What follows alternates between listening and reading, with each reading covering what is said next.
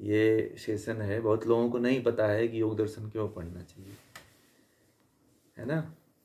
तो देखिए, जीवन में हमारा जो आज का विषय है, हम उसी पे बात करेंगे और फिर आप लोगों से थोड़ा सा इसके बारे में बात भी करेंगे। तो हमारा जो आज का विषय है, जो 15-20 मिनट का जो विषय है, उसमें यही विषय था कि योग दर्शन क्यों पढ़ना चाहिए। ठीक है।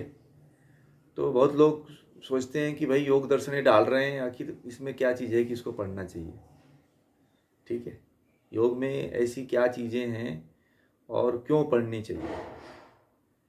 तो देखिए, आदमी कितना भी पढ़ लिख ले, ठीक है, चाहे कितनी भी ऊंचाइयों को छू ले, डिग्रियां हासिल कर ले, धन इकट्ठा कर ले, ऐश्वर्य प्राप्त कर ले, प्रतिष्ठा प्राप्त कर ले, कुछ भी प्राप्त कर ले जीवन में,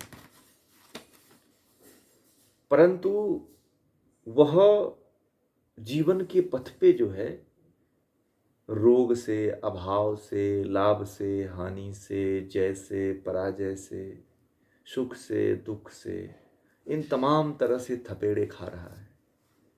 ये तो शारीरिक रूप से, सामाजिक रूप से हो गया। अगर उसके मानसिक रूप से देखिए तो काम, क्रोध, लोभ, मोह, मद, मात्सर्य उसको पकड़े रहता है 24 घंटा। कहीं ना कहीं एक बड़ी बड़ी समस्या से ग्रसित रहता है। कहीं ना कहीं वह अपने अंदर इतनी बड़ी झंझावातों को लेकर के जीता है कि वह किसी से कहने में असमर्थ होता है कि मेरे अंदर ये दुख चल रहा है, मेरे अंदर ये पीड़ा चल रही है। हर व्यक्ति के पास कोई ना कोई बड़ी बड़ी समस्या है। हर किसी के पास शारीरिक भी समस्या है, शारीरिक रोग से पीड़ा भी है, रोग भी है, और मानसिक रूप से भी बड़ी बड़ी समस्याएं हैं कि नहीं है, बताइए। है ना। मानसिक रूप से आज देखिए कितने लोग ग्रसित हैं, कितने लोग पीड़ित हैं। कोई कि अपने अंदर के जो 6 शत्रु हैं, या जो मन के अंदर वृत्तियां हैं,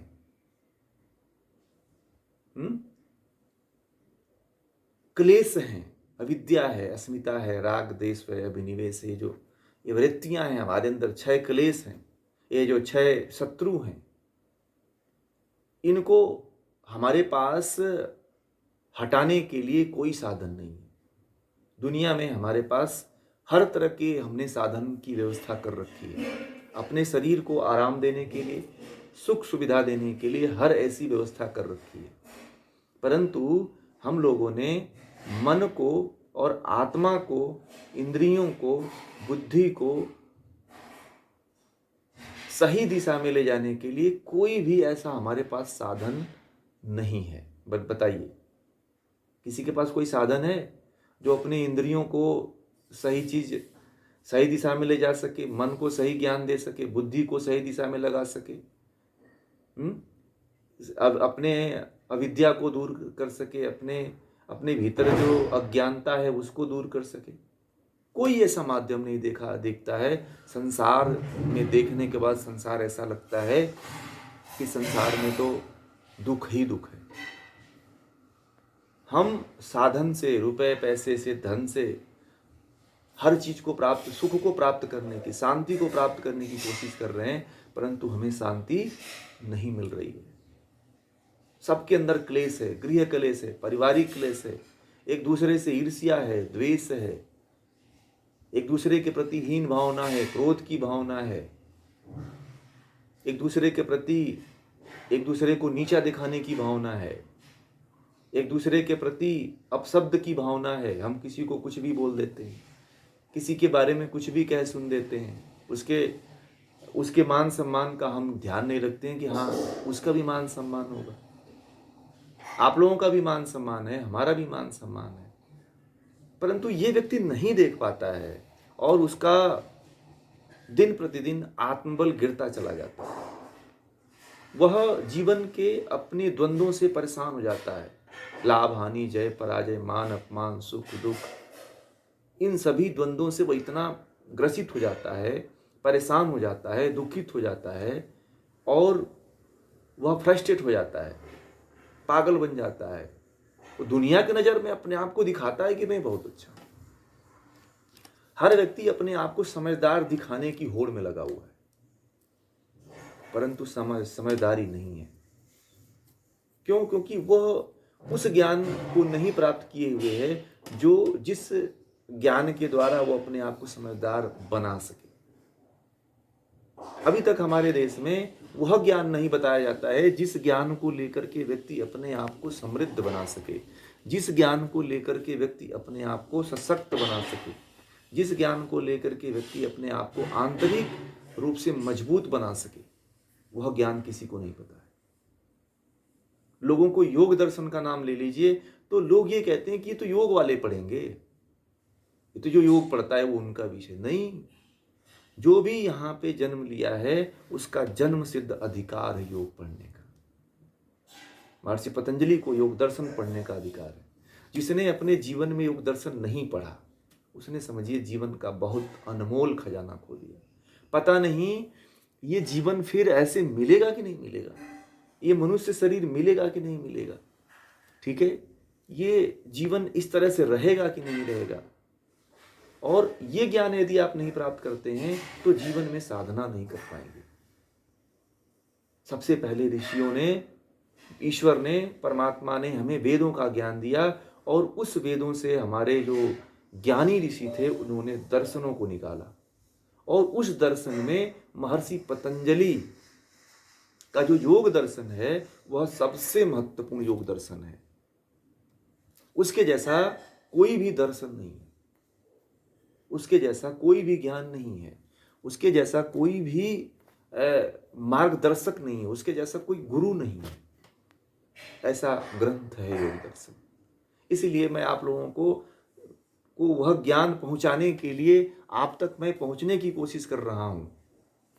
किस सही ज्ञान लोगों तक पहुंचे, यथार्थ ज्ञान लोगों तक पहुंचे और यह ज्ञान प्राप्त करके व्यक्ति समृद्ध हो सके, मानसिक रूप से समृद्ध हो सके।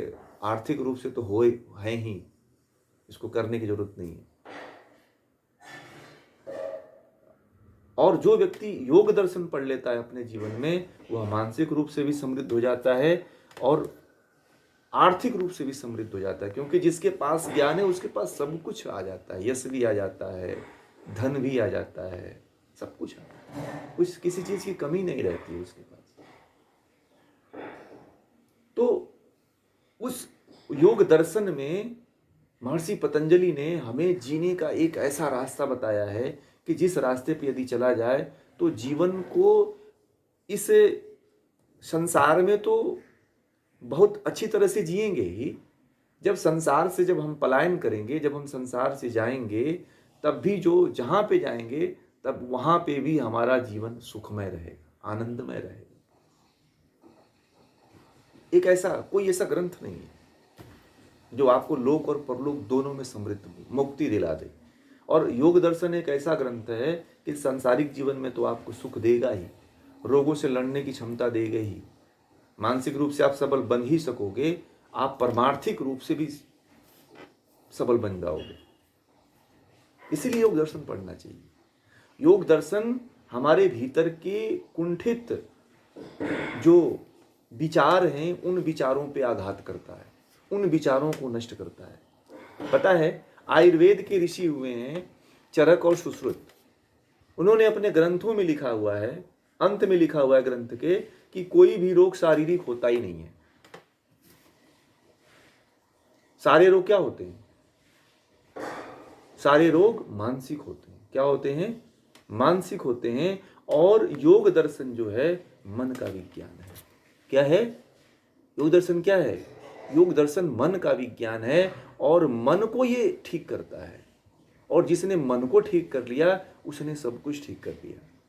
और जो मन को नहीं ठीक कर पाता है वह कुछ भी नहीं ठीक कर पाता है, जीवन उसका बेकार चला जाता है। हम लोगों को कुछ भी होता है तो हम डॉक्टर के पास जाते हैं। हम लोग जो है अपने मन को नहीं ठीक करते हैं कि ये तो मन की वृत्ति है। यदि हम लोग मन की वृत्ति को सही कर लिए तो हम रोग को ऐसे ही ठीक कर लेंगे। जरूरी यह है कि जब हमको ज्ञान होगा तब ना। और ज्ञान का मतलब क्या? जानकारी नहीं है। जानकारियाँ बदल जाती हैं। जो आज जानकारी आप ले रहे हो, कल जानकारी दूसरी आ जाएगी। परंतु ज्ञान जो है वही रहता है, ज्ञान कभी नहीं बदलता। ज्ञान सदा से एक रहता है और सदा एक ही रहेगा। जो महर्षि, जो वेदों में ईश्वर ने जो वेदों में ज्ञान दिया है, वही ज्ञान ऋषियों ने एक सूत्र के रूप में पिरोया हुआ है, वह योग दर्शन के रूप में। वैसे 6 दर्शन है, हमारे साथ उसे 6 शास्त्र कहे जाते हैं। तो उसमें जो है एक सूत्र के रूप में जो है पूरा सागर को पिरो के रखा है महर्षि पतंजलि ने, जिसमें अष्टांग मार्ग का जिक्र है, जिसमें निकृष्ट हम जैसे अधम से अधम, पापी से पापी लोग भी उसका पालन करके मुक्ति को प्राप्त कर सकते हैं, उसका पालन करके इस जीवन को सफल कर सकते हैं, उसका पालन करके हम अपने परिवार को, अपने समाज को, अपने राष्ट्र को मजबूत बना सकते हैं। एक सूत्र में ऐसी ऐसी चीजें पिरोई हुई हैं कि जहां पे सत्य है, अहिंसा है, अस्त्य है, ब्रह्मचर्य, परिग्रह है, शौच, संतोष, तप, स्वाध्याय, ईश्वर प्रणिधान है, यम, नियम, आसन, प्राणायाम, प्रत्याहार, धारणा, ध्यान, समाधि, समाधि तक की बात कर दिया है। महर्षि पतंजलि एक ऐसे ऋषि हुए हैं, वो कहते हैं कि तुम नैतिक रूप से आचार तो तुम योग दर्शन पढ़ने के बाद प्राप्त करोगे ही, उसके साथ साथ तुम आसन जो शरीर को ठीक करता है, प्राणायाम शरीर और मन दोनों को ठीक करता है, शरीर के सभी अंगों को ठीक करता है, उसके साथ साथ तुम क्या करोगे, प्रत्याहार अर्थात इंद्रियों को भी तुम अपने वश में कर लोगे। और जब इंद्रियों को वश में कर लोगे तो तुम्हारी धारणा लग जाएगी, तुम धारण कर लोगे किसी चीज को। जहाँ पे तुम एक देश पे, एक जगह पे चित्त को लगाओगे, वहाँ तुम्हारा चित्त लग जाएगा। और जब चित्त लग गया तो ध्यान हो जाता है, एकाग्रचित हो जाता है मन। और जब ध्यान लग जाता है तो व्यक्ति को उसकी समाधि हो जाती है, फिर परमात्मा के आनंद को वह प्राप्त कर लेता है, परमात्मा का साक्षात्कार कर लेता है। तब समझो कि आपका जीवन सफल हो गया। दुनिया में कोई ऐसा मार्ग है क्या कि जिस पे चलो और आपको इस संसार से लेकर के और परमात्मा तक पहुंचा दे? दुनिया में ऐसी कोई एरोप्लेन, कोई जहाज या कोई ट्रेन बनी हुई है क्या कि जिस पे बैठो और इस संसार की भी यात्रा करा दे और ब्रह्म की भी यात्रा करा दे? कोई ऐसा रास्ता है? कोई ऐसा रास्ता नहीं। परंतु महर्षि पतंजलि का एक ऐसा रास्ता है, एक ऐसा मार्ग है कि जिस रास्ते पे यदि आप लोग चलते हो तो निश्चित रूप से परमात्मा को तक पहुंच जाओगे। आप लोग ये मत समझना कि हमारा शादी हो गया है, हमारा विवाह हो गया, हम तो नौकरी पेशे में, हम तो इसमें हैं, हम उसमें हैं, हम तो नहीं जा सकते, हम तो नहीं ज्ञान ले सकते, हम तो नहीं पढ़ सकते, हम तो नहीं ठीक हो सकते हैं। ये अपने भ्रम से, अपने मंदिर से निकाल दीजिए। ये योग दर्शन हर उम्र में, किसी भी अवस्था में आप इसको ले सकते हो, किसी भी अवस्था में आप इसको पढ़ सकते हो। इससे कोई भी दिक्कत नहीं होने वाली है। किसी भी अवस्था में, चाहे वह युवा हो, चाहे प्रौढ़ हो, चाहे बुजुर्ग अवस्था वाले हों, सबके लिए है। और सभी का अधिकार है कि योग दर्शन पढ़ें, क्योंकि योग दर्शन जो है मोक्ष का शास्त्र है। हमें ये मोक्ष की तरफ लेकर के जाता है, हमें ये परमात्मा तक लेकर के जाता है। हमें संसार की यात्रा नहीं कराता है ये कि कोई ट्रेन में बैठ गए और संसार में यात्रा करा दिया, नहीं। ये हमें संसार से के आगे भी लेकर के जाता है। जब इस शरीर को छोड़ करके, जब अपने सारे संस्कारों को नष्ट कर लेते हो, जब समाधि में जाते हो, तो सब यहाँ के जितने भी संस्कार होते हैं वो दग्ध बीज हो जाते हैं, जल जाते हैं, और तब आप परमात्मा तक पहुँच पा जाते हो। दुनिया में कोई ऐसा मार्ग नहीं है जहाँ पे आप संस्कारों को जला सको। संस्कारों को जलाने का एक माध्यम है अष्टांग योग, जहाँ पे आप अपने संस्कारों तक को जला देते हो, संस्कारों को दग्ध बीज कर देते हो, नष्ट कर देते हो। वह है मार्ग, महर्षि पतंजलि का मार्ग है। और उसमें एक सबसे और भी महत्वपूर्ण एक मार्ग बताया महर्षि पतंजलि ने, क्रिया योग। अब क्रिया योग के लिए बहुत से लोग भटकते रहते हैं, पता नहीं कौन कौन से मार्ग अपनाते हैं। क्रिया योग का सबसे ऑथेंटिक मार्ग जो है महर्षि पतंजलि ने बताया। दुनिया का कोई ऐसा व्यक्ति, कहीं भी आप भटक लो, बहुत सी संस्थाएं हैं जो क्रिया योग करवाती हैं, उल्टा पुल्टा करवाती हैं। परंतु जब जो नहीं पढ़ा है वो बेचारा फंस जाता है। अगर आप लोग महर्षि पतंजलि को जिस दिन पढ़ लोगे तब आपको समझ में आएगा कि क्रिया योग है क्या। ठीक है, तब आप जानोगे कि क्रिया योग क्या होता है। क्रिया योग तप, स्वाध्याय और ईश्वर प्रणिधान, इसी को क्या कहते हैं, क्रिया योग। तप, जो तप क्या है, द्वंद्वों को सहना, तप मान अपमान, जय पराजय, लाभ हानि, यही सिखाते हैं महर्षि पतंजलि कि इसको सहन कर जाओ, ये तप है। स्वाध्याय, किसी गुरु के, किसी के आचार्य के सानिध्य में रह करके ग्रंथों का, वेदों का, उपनिषदों का, दर्शनों का आप अध्ययन करो, स्वाध्याय करो, और गायत्री और ओम आदि मंत्रों का जप करते रहो, इसी को स्वाध्याय कहते हैं। ईश्वर प्रणिधान, आप जो भी हो, जो भी कर्म करते हो वह ईश्वर को समर्पित कर दो कि ये जो भी मैं किया हूँ या मैं नहीं किया हूँ, ये तो आपकी कृपा के द्वारा ही हुआ है, मैं यह सारा कर्म आपको समर्पित करता हूँ, इसमें मेरा कुछ भी नहीं है। मैंने जो भी कर्म किया है यह मैंने नहीं किया है और मेरा इसमें कुछ भी नहीं है। इस तरह से परमात्मा के प्रति समर्पण कर देते हो तो साधना हो जाती है। 3 मार्ग बताया महर्षि पतंजलि ने कि यदि 3 मार्ग का भी उपयोग, 8 मार्ग नहीं कर सकते हो तो 3 मार्ग का उपयोग करो, तप, स्वाध्याय और ईश्वर प्रणिधान। अगर इस मार्ग को भी यदि आप लोग अपना लेते हो तो भी आप समझो कि आपका जीवन सफल हो जाएगा। और महर्षि पतंजलि ने कहा कि चलो ये 3 मार्ग जो नहीं अपना पाओगे तो 2 मार्ग है। उन्होंने कहा कि 2 मार्ग अपना लो। उन्होंने कहा अभ्यास और वैराग्य।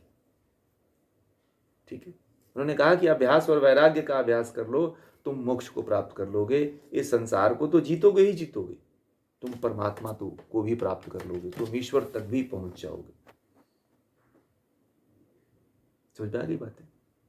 तो इसलिए जो है मैं आप लोगों को कहूंगा कि आप लोग जो है इस महान ग्रंथ से जुड़िए। देखिए, हमें इतिहास पढ़ने से कुछ नहीं मिलने वाला है। ठीक है, इतिहास पढ़ करके केवल हम मनोरंजन कर सकते हैं, केवल अपने मन को बहला सकते हैं, परंतु जिसमें मोक्ष में जाने का रास्ता बताता हो, जो परमात्मा से हमें मिलने का रास्ता बताता हो, जो हमें इस संसार में जीने का ढंग सिखाता हो कि जीवन को कैसे जीना चाहिए, संसार में किस तरह से रहना चाहिए, किस तरह से संसार में अपने आप को जो है व्यवस्थित रख करके जीवन जीना चाहिए, यह ग्रंथ सिखाता है। इस ग्रंथ में आपको हर एक 195 सूत्र हैं और हर एक सूत्र में आपको एक नया ज्ञान, एक नई विधा सीखने को मिलेगी, एक नया ज्ञान जानने को मिलेगा जो आपने कभी जीवन में जाना नहीं। अगर जो योग दर्शन पढ़ लेता है अपने जीवन में तो अपने जीवन को सफल बना लेता है, उस राह पे लेके चला जाता है।